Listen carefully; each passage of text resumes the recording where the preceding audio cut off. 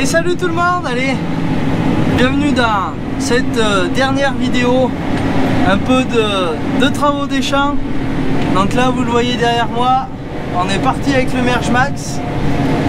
Il y a l'entrepreneur, mon collègue là, Seb Pinel, c'est son frère qui est venu. Et on va aller enrubanner les régras de l'automne pour nettoyer un peu les parcelles, vu que ça a pas mal poussé quand même. Je vous en avais parlé la semaine dernière. Donc là, à l'heure où je vous parle, on est je me rappelle plus combien, on est le 31 octobre. Et la vidéo, quand elle sortira, ça sera plus tard que ça. Donc il y aura un petit décalage de 1 ou 2 semaines. Je sais pas exactement comment ça va se faire. Donc pourquoi on a fauché et pourquoi on fauche à cette époque? Déjà c'est très simple. On s'attendait pas à avoir un automne aussi doux. Pour vous dire, il y a 4 ans, au 30 octobre, on avait attrapé 50 cm de neige. Donc là on est vraiment sur les extrêmes. Là on est le 31 octobre et on est en train de faucher de l'herbe. On fait de l'enrubanage et on ne sait pas jusqu'à quand ça va durer. On a peur que nos métayes soient trop développées et tout pour passer l'hiver, s'il y a un hiver. Les métayes, ouais, ils font entre 15 et 20 cm par endroit. Et on a peur que s'il fasse beaucoup de neige, bah déjà ça aplatisse tout par terre. Et en plus, s'il fait du froid et que ça dure un peu longtemps, qu'il devienne jaune, que ça soit pas terrible. Donc voilà un petit peu les peurs qu'on a. Et l'herbe, on le fait à cette époque pour laisser quand même repartir la végétation avant le gel et tout. Donc là, on sera vraiment pas mal. On est le 31 octobre. Même si l'herbe ça craint un petit peu moins, que ça soit reparti un petit peu. Bon, j'espère qu'il ne faudra quand même pas les refaucher. Il y en a, ils ont fauché il y a 15 jours, affreux l'herbe qu'il y a de nouveau, ils ne savent pas quoi en faire. Donc c'est vraiment une année particulière. On pensait vraiment pas faucher de l'herbe à cette époque, et surtout de l'herbe de bonne qualité. C'est vraiment beaucoup de feuilles et compagnie. Donc voilà, donc ça fera une fauche de nettoyage. Et là ce qu'on enrubane, ça sera à destination des vaches laitières, pour apporter un peu d'azote dans la ration. Je pense que ça peut être pas mal. Bon, il n'y aura pas des gros rendements, je vous ferai le point tout à l'heure. Donc là on va aller commencer dans la parcelle où il y avait l'orge, le précédent orge. Donc on va commencer par ça et après on va enchaîner sur toutes les prairies qu'on avait dû ressemer, qui n'avaient pas marché sous couvert. Donc on avait ressemé cet automne là, autour du fin août début septembre. Et donc allez, là j'arrive à Fixe, j'étais allé récupérer l'endaineur à tapis. Et normalement il y a Mickaël qui m'attend avec son combiné enrubaneur. Et voilà, il est là.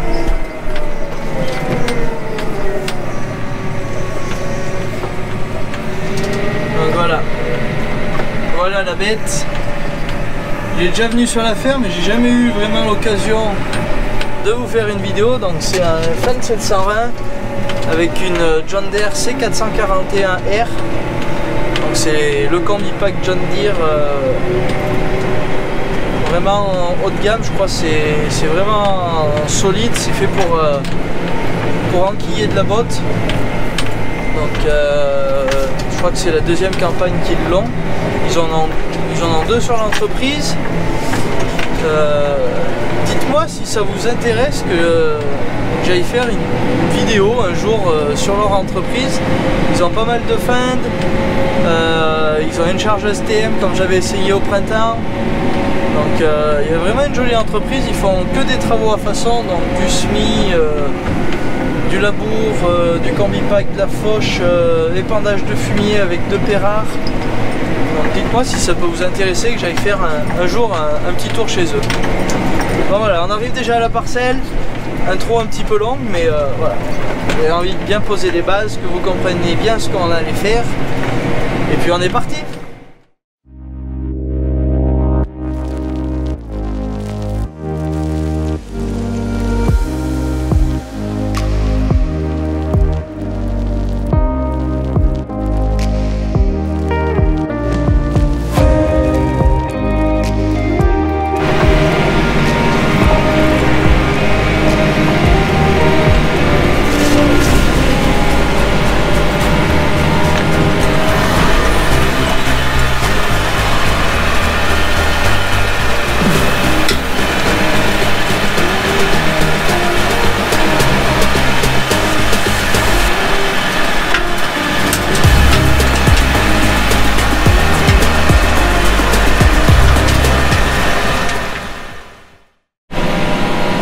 vous avez vu un peu comment on travaille. Donc quand j'ai de l'avance, je passe 2 fois avec l'endaineur, donc je mets 6 ou 5 andins de faucheuse. Ça dépend comment ça tombe au GPS.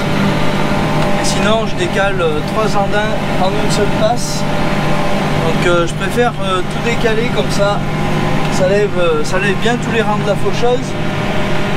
Et ça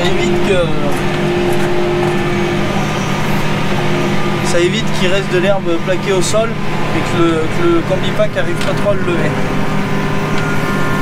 Donc il y a vraiment un super débit de chantier là, avec l'endaineur à tapis, c'est impressionnant.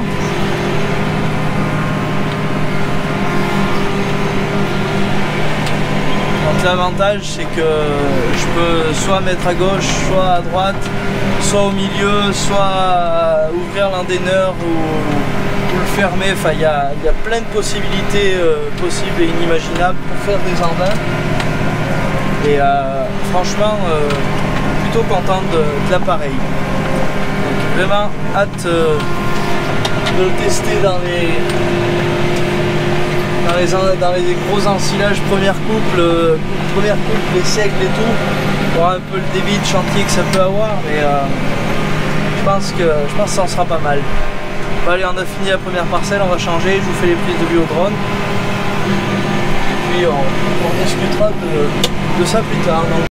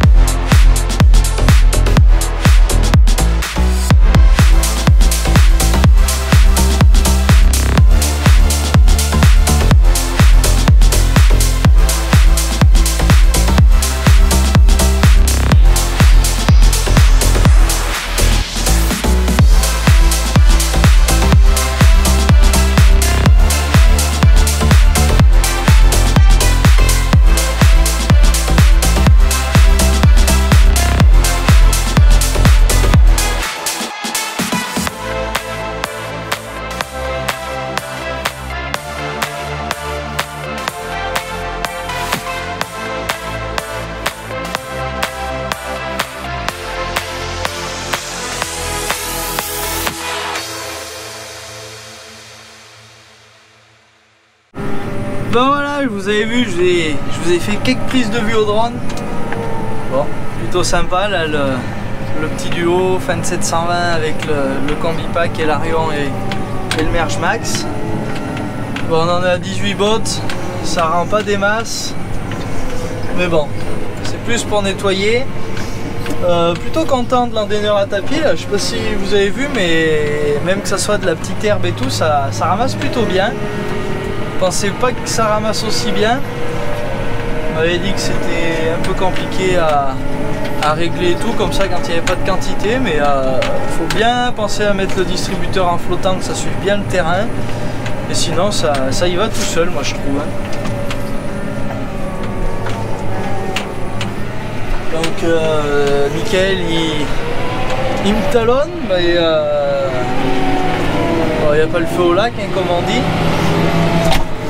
Si je voulais je pouvais avancer plus vite, mais bon, le drone à conduire et surveiller l'endaineur et tout, ça fait déjà pas mal de choses. Donc là on va à Villeneuve, je pense qu'il y aura un petit peu plus d'herbe. Il y a les 3 petits morceaux à faire, donc on verra ce que c'est.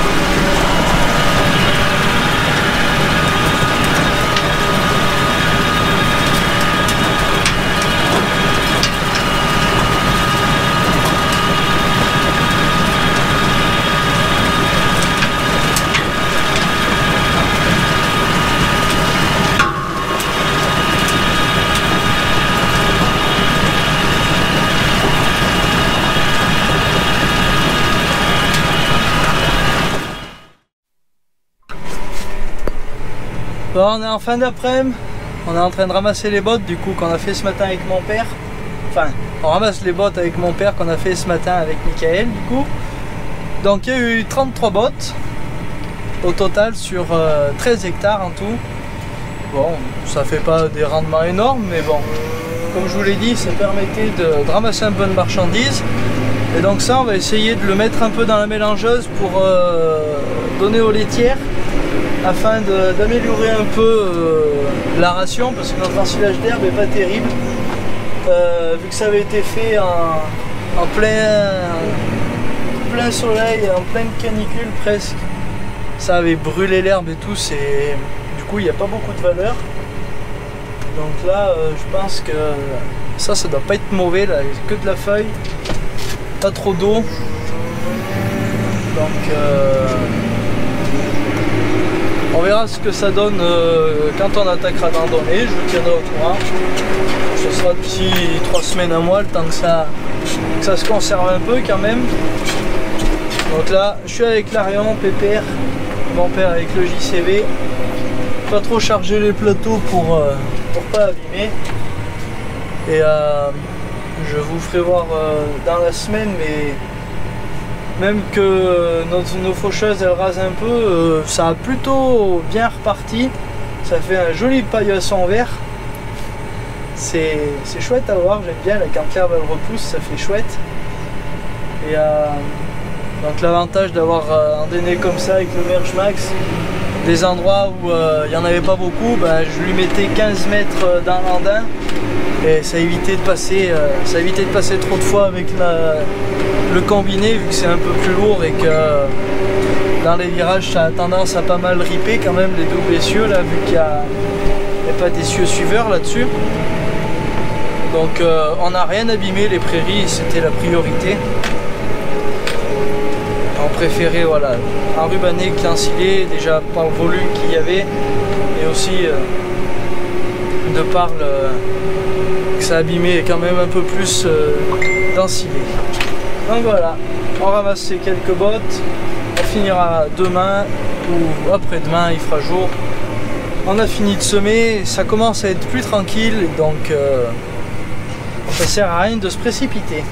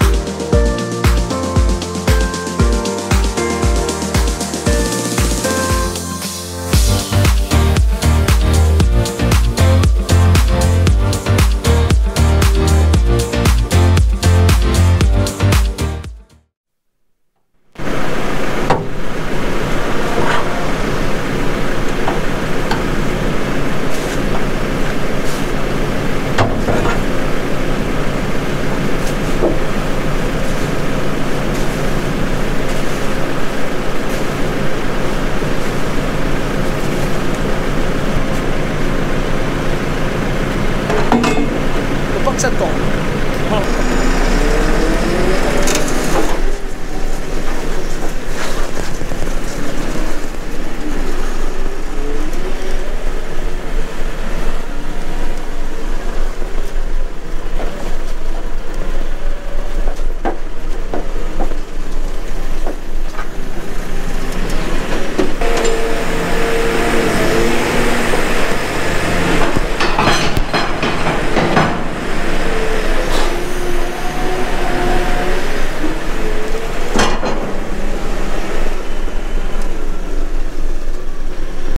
On a journey in the so-called life, took the high road, took it all inside, feeling blessed to even be alive, surrounded by my best allies. I just wanna let loose and enjoy the night, party non-stop under the moonlight. Let my body run free till they shut us down, and then we'll head home and watch the sunrise. Hey, yeah, oh, oh, oh. Hey, yeah, oh, oh, oh. Hey, yeah, oh, oh, oh. And then we'll head home and watch the sunrise. I've been knocked out so many times. Now I'm heading towards the finish line, aiming for the stars, but I'm taking my time. Yeah, I'm taking my time. Bon, bonjour à tous.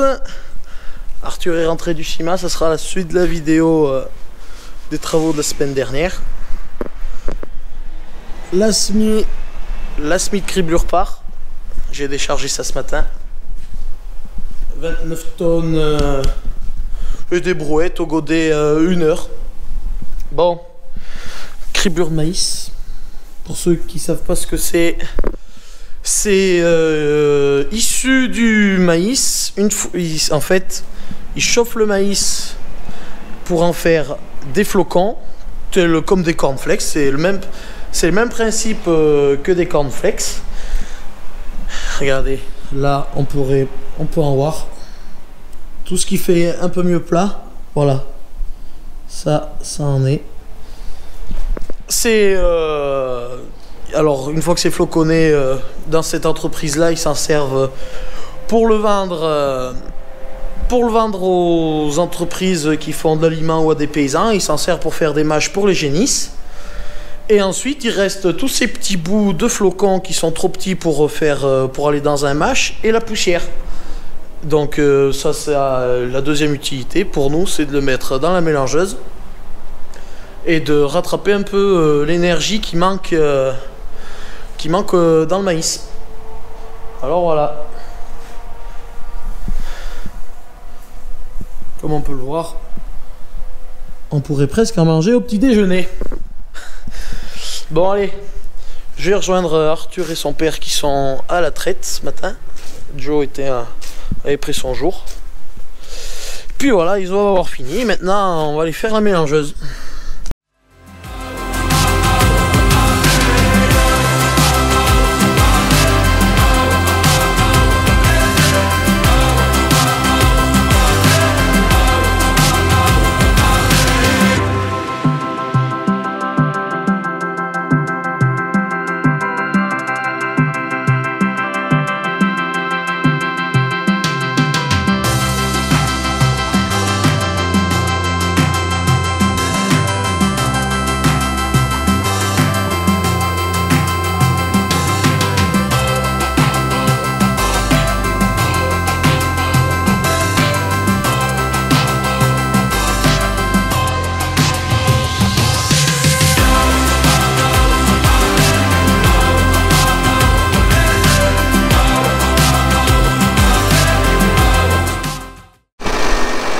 Bah du coup, petit changement de programme.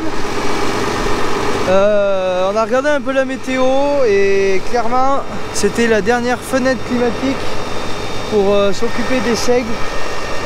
Donc vous voyez, la végétation est vraiment développée. Ça a été semé fin août, donc c'est vraiment développé. Vous voyez, les pois et les vesses sont bien présents. Il y a peut-être quelques-uns qui se sont manqués, mais franchement il ne doit pas tout manquer. Et le seigle est vraiment dense. Par contre, voilà, c'est que de la tige. Et vu que ça a été semé derrière du labour, c'est vraiment léger le terrain dessous. Tu sens que c'est meuble, que ça porte pas trop. Donc je suis avec l'action là pour faucher le groupe de fauche. Malgré que ça soit trempe, ça se fauche plutôt bien. Alors vous allez me dire, le seigle, tu le fauches là ton seigle, mais ça va pas repartir. et ben, avant de faucher, on a quand même fait un essai. On avait fauché, on avait coupé 1 mètre carré à la faux en plein milieu du champ. Et j'ai pas pensé à vous faire voir, mais c'était reparti. Et apparemment, les pois aussi, ils repartiraient. Pour détruire le pois, il faut soit le labourer, soit le brûler au Roundup. Donc la fauche, la pâture, ça n'abîme pas. On a hésité à faire pâturer, mais vu que le terrain est quand même pas très portant, on fauche. Donc là, je vais le laisser quelques jours par terre. Et puis on viendra ramasser ça un coup d'endéneur à tapis. Donc par contre, c'est vraiment très mouillé. Et du fait qu'il y ait les pois et les vesses, ça sent le chou, mais vous pouvez pas vous imaginer. Et après, j'ai vraiment pas rasé à la faucheuse. Vous voyez, il y a des pieds de pois et de vesses qui sont encore au sol, qui sont pas fauchés, donc ça devrait repartir facilement. Et le seigle, je l'ai fauché, mais ouais, il reste à peu près 8 cm de tige. Le seigle, il repousse, le triticale repousse, à condition qu'il n'est pas épillé. Et donc là, il n'a pas du tout épillé, on le voit bien. Donc affaire à suivre, hein, c'est vraiment un test. On est parti du principe que s'il neigeait là-dessus, qu'il allait geler, ben ça allait se pourrir. Et d'ailleurs, il y a déjà des feuilles du fond voilà, qui attaquaient de se pourrir. Donc on a dit, ben allez, on tente le coup. Ça fera une expérience. On fauche. Si ça veut repartir, ça repart. Bah, du coup, on fera 2 coupes sur le seigle. Et si ça repart pas, bah, tant pis, on aura ramassé ce qu'on aura ramassé. Mais moi, j'y crois que ça reparte. Et de le laisser comme ça, ben, ça revient au même que si ça part pas. Ça va se pourrir là, ça fera rien du tout au printemps. Sauf que là, ben, quand même, on aura ramassé quelque chose. Bon, il n'y aura pas de gros rendement, mais bon, ça sera toujours ça de gagner. Vous voyez, c'est vraiment une fauche un peu grossier, j'ai envie de dire. Vous voyez, là c'est sous la faucheuse, ça le fauche pas rare. Voilà, ça le dépointe, ça enlève le plus gros, j'ai envie de vous dire. Et puis faut espérer voilà, que ça reparte. Il y a 4 jours de soleil, on va essayer de ramasser ça dimanche. Vraiment pas raser avec la faucheuse, c'est la priorité. Et pas s'enterrer avec le tracteur. Ben, je continue de faucher et je vous ferai voir la semaine prochaine, j'ai envie de dire, pour voir ce que ça rend, comment ça se ramasse. Allez, moi je finis de faucher, donc on fait pas tout, hein, on sécurise. Là c'est vraiment des parcelles qui étaient plus basses en altitude, qui étaient le plus développées. Le reste on va pas le toucher. Et voilà. Ça on pouvait clairement pas laisser ça pour l'hiver. Donc on verra bien ce que ça donne. Et puis affaire à suivre. Bah voilà, on arrive à la fin de cette vidéo. Je suis avec ma petite Alicia. On part en Déné. Donc ça sera le début de vidéo de la semaine prochaine. Endénage des métailles. Donc on est le lendemain. Demain il y a mes voisins qui voulaient l'endéneur à tapis et dimanche il y a notre collègue qui le prend. Donc j'ai dit allez on ramasse ça. Ça nettoiera par le pays comme ça. Et si l'entrepreneur il vient samedi ou dimanche, et ben ça sera endéné. De toute façon la manière que c'est mouillé et tout, de laisser 4-5 jours par terre, je crois que ça ne changerait pas grand chose. Donc on le ramasse tout de suite. Enfin on l'endaine tout de suite et ça restera en andin. Bon, vous avez vu, on a des jolies petites vestes classe avec Alicia. Petit cadeau de la part de classe au CIMA, bien gentil. Ça fait plaisir. Ça sera mieux que la veste Valtra pour faire les vidéos quand je suis dans les classes. Donc merci, ça me fait bien plaisir. Ils sont super sympas. J'aime bien les vestes comme ça, là, ça fait un peu mi-saison, automne-hiver, l'hiver printemps, j'aime bien, on est bien dedans, c'est super qualité. Là vous voyez c'est un peu moutonné et là un peu soft shell, donc plutôt sympa. Bon, c'est pas une veste pour aller sous la pluie, mais j'ai envie de me faire mettre le petit logo Agribofix pour que ça fasse très pro. Non, puis voilà. Donc on va aller endainer ça. N'oubliez pas de me dire dans les commentaires ce que vous pensez que ça va être ces trois petites nouveautés là qui. Enfin petites. Il y en a une petite, une moyenne et une grosse. Voilà. Donc dites-moi ce que vous pensez que ça peut être. Et en parlant du CIMA, ça me fait penser à une petite anecdote. C'était le dimanche soir quand on était prêt à partir. Il y a un monsieur qui, je pense qu'il doit regarder la vidéo, qui est venu me voir. Et puis on discutait ensemble et il avait acheté des miniatures.